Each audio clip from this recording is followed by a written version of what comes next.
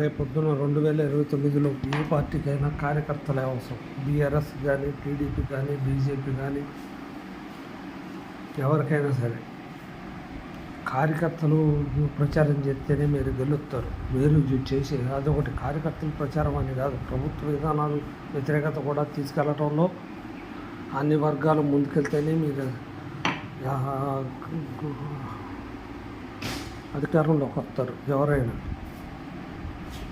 Social media కానీ లేకపోతే వేరే కానీ కార్యకర్తలను అధికారంలోకి వచ్చిన తర్వాత కార్యకర్తలను కుక్క కంటే హీనంగా చూసే నాయకులకి ఏ పార్టీ వాళ్ళకైనా రేపొద్దున గుణపడడం తప్పదు. నాకు తెలిసి 2029లో టీడీపీ, బీజేపీ, కాంగ్రెస్ వీళ్ళకి ప్రత్యామ్నాయ నాయకుడు అది జూనియర్ ఎన్టీఆర్ రూపంలో వస్తాడని అనుకుంటున్నా. నాకు తెలిసి టైం ఉంది. పవన్ కళ్యాణ్కి అవకాశం ఇచ్చారు, కానీ పవన్ కళ్యాణ్ గారు చేస్తున్నారు, కానీ కేంద్రం నుంచి పూర్తి మద్దతు రావడం వల్ల మహిళా శాఖ మంత్రి ఉన్నారంటే అనిత గారు, ఆ శాఖ ఇప్పుడు ఉన్న మంత్రివర్గం చాలా వరకు ఏపీలో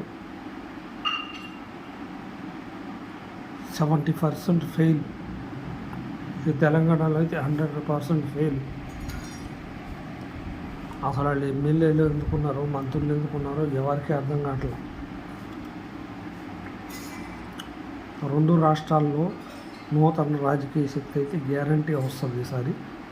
అది తెలంగాణలో బీజేపీ కావచ్చు, ఏపీలో జూనియర్ ఎన్టీఆర్ కావచ్చు.